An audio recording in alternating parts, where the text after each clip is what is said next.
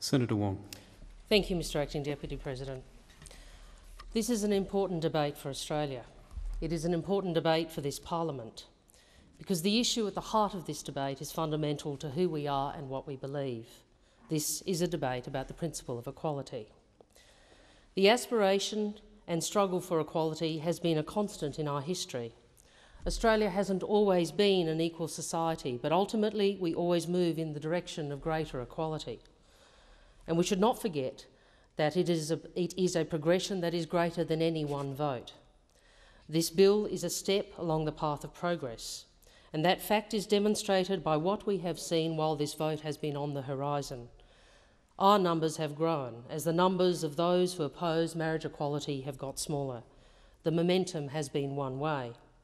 Many of my colleagues who have previously opposed marriage equality now support it. I acknowledge them and I thank them, because like me they know that the principle of equality is inherent in who we are, and it is central to the world we want for our children. Because equality is more enduring than any single generation. It is a principle that will continue to inspire, and it is a fundamental right. If you look at the span of history of social change, the calls for equality have been persistent and they have been successful. We have seen changes to ensure individuals are not discriminated against because of their gender, their race or their religion. Reforms that see all Australians treated equally in the community and in their workplaces. The quintessential Australian idea of a fair go for all. Mr Acting Deputy President, much has been said in this debate about relationships, about families, about parenting, and even about the so-called threats to the nature of Australian society. But let us be clear what we are debating here. We are being asked to consider whether the state, through law, should continue to discriminate against some Australians solely on the basis of their sexuality. We are being asked to consider whether in today's Australia we should continue to ban two consenting adults from marrying because and only because they are of the same sex.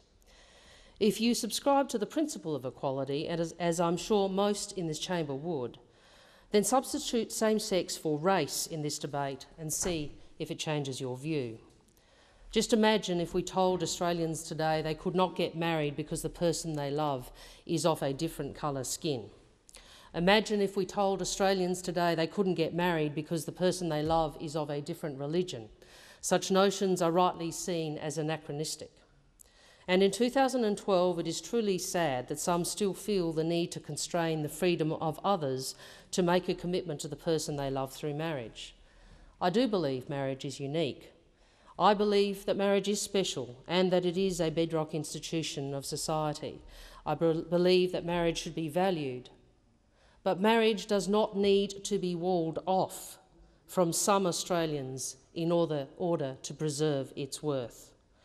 The heart of marriage is the love of and commitment to another. This promise, the vow of marriage, does not discriminate, and nor should our laws. But the Marriage Act, as it is currently worded, is discriminatory. It involves different treatment and lesser rights to certain individuals on the basis of their sexuality. The discrimination could not be more real. There are many arguments that have been put in this place and in the debate more broadly by those seeking to continue marriage inequality. People have argued that same-sex marriage would undermine the institution of marriage, that marriage as a concept is immutable and therefore unable to accommodate gay and lesbian Australians. And then there is perhaps the most hurtful of arguments, the view that marriage is an institution of procreation and therefore same-sex couples are not welcome. And I believe it is worth discussing these arguments each in turn, because when held up to scrutiny, they are clearly without foundation. As I've said, some have tried to claim that allowing same-sex couples to marry will somehow destabilise the very foundation of marriage, that it will undermine what marriage is. But this is not a zero-sum game. My getting married does not preclude a heterosexual couple from getting married. Indeed, the argument that allowing me to marry the person I love will somehow make their love less says more about their relationship than mine. So I say to those who oppose this bill, you do not need to legitimise your relationship by undermining mine. You do not need to tell me and the thousands of other same-sex couples that our relationships are less worthy, less valid or less important. We know the worth of our relationships, and we will not allow them to be diminished in this debate, and we do not accept them being diminished by this law. As I said, I agree marriage is both unique and important. Same-sex couples believe marriage is an important institution, and that's why we want the choice to enter it. For those opposite who may think this view is only held by some on the progressive side of politics, look at the statements of British Prime Minister David Cameron, who last year said, "I don't support gay marriage despite being a Conservative. I support gay marriage because I'm a Conservative." A Conservative Prime Minister who makes a very important point, that institutions are not weakened by inclusion. Inclusion and tolerance have always been the guiding lights of social progress. They have always shone brightly on discrimination and time again have shown us that our similarities will always be greater than our differences. Our society is strongest when we are accepting, when we enable equality to overcome exclusion. With open eyes and open minds and open hearts, we cherish diversity and value inclusion. Exclusion so often unearths the worst in us because it reflects the least worthy aspects of society. So often it is driven by ignorance or worse by prejudice. And that is why the argument that the institution of marriage is strengthened by exclusion is as spurious as it is hurtful. It is discrimination, plain and simple. Though there are those that argue that the institution of marriage is immutable, that it hasn't changed since time immemorial. Such statements ignore how much the understanding of marriage has varied. Marriage has changed from being a concept of ownership to one of genuine partnership. Marriage was previously banned for interracial couples, and it took a Supreme Court decision in the United States to overturn this. Australian history provides further examples. In 1900, J.C. Watson, later to become Australia's first Labor Prime Minister, asked during a debate on the Immigration Restriction Bill, "The question is whether we would desire that our sisters or our brothers should be married into any of these races to which we object." These views were once normal. These views of marriage were once predominant, no longer. In my own family, I have seen this change. My parents married during the last years of the White Australia policy. What was seen as an interracial marriage, remarked on in its time, in today's Australia would be unremarkable. Indeed, marriage as an institution has proven to be flexible in reflecting the social norms of the day. Far from being set in stone, it has responded to social change. And the bill before the chamber would see marriage again reflect the values of our society. I want to turn now to the place of religious belief in this debate. I believe in freedom of religion, in the right of Australians of faith to express and practice their faiths and tradition. I support the provisions in the bill which protect the Church from having to marry same-sex couples if their faith does not permit it. The real question here is the line between religious teaching and secular laws, whether those who hold a particular belief should impose that view on all. The majority of Australians now marry in civil, not religious ceremonies. Should the views of some who hold particular beliefs determine the legitimacy and eligibility of those who choose to marry outside of religious services and beyond their church? I think not. Some also argue that marriage is about children and that same-sex couples can't or shouldn't have children.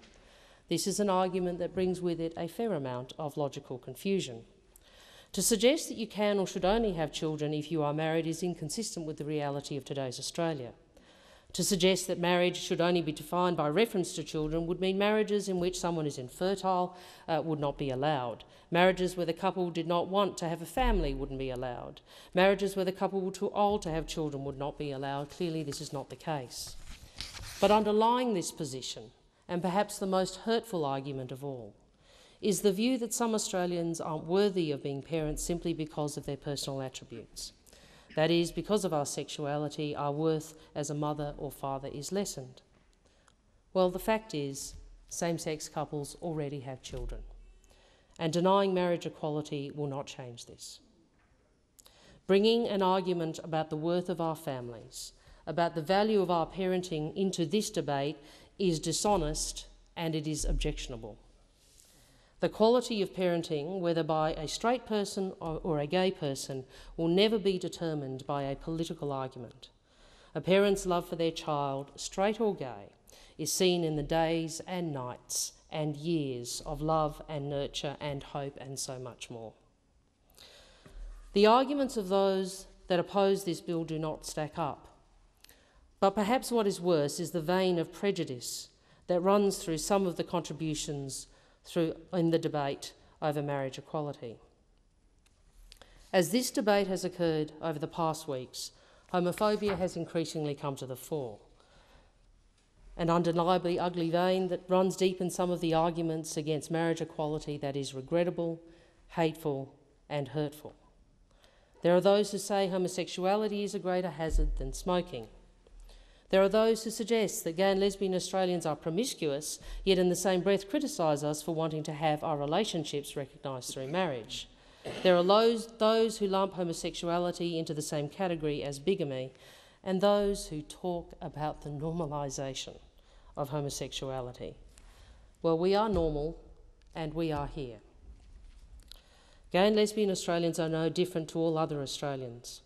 We come from all walks of Australian life, from all regions, all income brackets.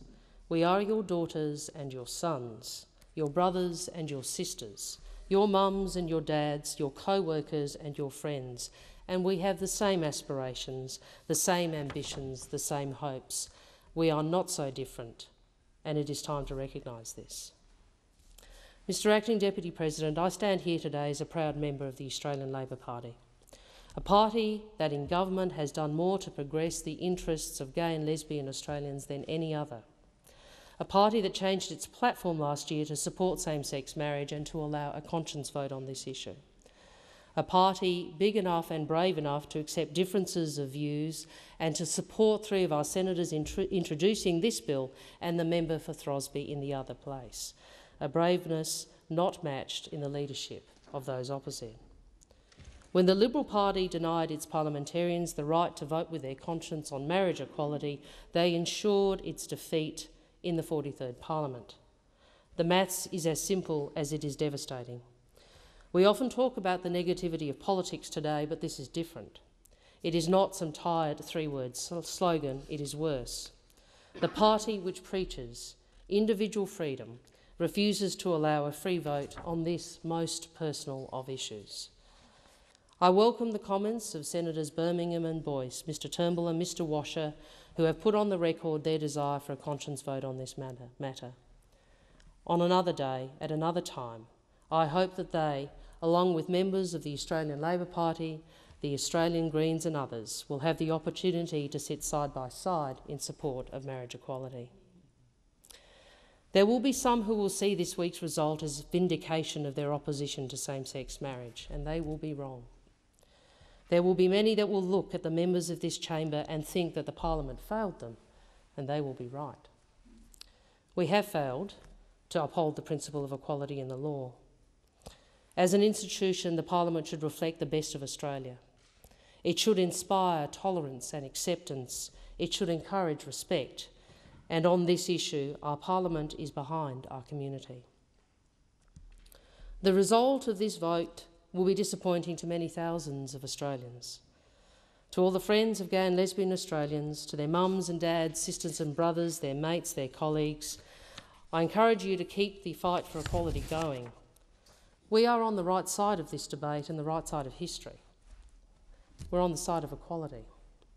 And this Parliament may miss its opportunity to right a wrong, but it will only be through your perseverance that we can guarantee that the next time this comes to a vote, there is no choice but to support equality. Remember, many steps towards equality in this country were not won the first time, nor even the second. Many were achieved only after years of action and of activism. But the aspiration for equality is persistent, and it cannot be denied forever. To the Australian LGBTI community who feel disappointed, I encourage resolve, and particularly to young gay and lesbian Australians, to those who may not have come out yet or are finding their way, I want you to know that the prejudice you have heard in this debate does not reflect the direction in which this country is going. Those who oppose this bill speak to the past. I and my colleagues are talking to a better future. Because whatever happens in the Parliament this week, our relationships are not inferior. Our relationships are not less equal, and our love is no less real. We will get there, perhaps not in this Parliament, but one day. One day we will be recognised as equal. For us, this is the most personal of debates. It is about the people we love most in the world, the people who give meaning and hope to our lives. It is about our families. And ultimately, it is not only about what we want for ourselves, it is about what we want for our children. We all hope for our children an easier path, that the challenges life presents will be surmountable. I do not regret that our daughter has Sophie and I as her parents. I do regret that she lives in a world where some will tell her that her family is not normal. I regret that even in this chamber, elected representatives denigrate the worth of her family. These are not challenges she deserves. None of our children deserve such challenges. So I will not rest in the face of such prejudice. I want for her, for all of us, an Australia which is inclusive and respectful. And this is why this campaign will not end here, because we who argue for equality are not only standing for principle, we are also standing for the people we love. And there is nothing more powerful than this. So I say to those opposing this bill, you have nothing to fear from equality. Let us judge relationships by the markers which matter: love, respect, commitment. Let our laws reflect these most cherished values and give voice to the equality that is due.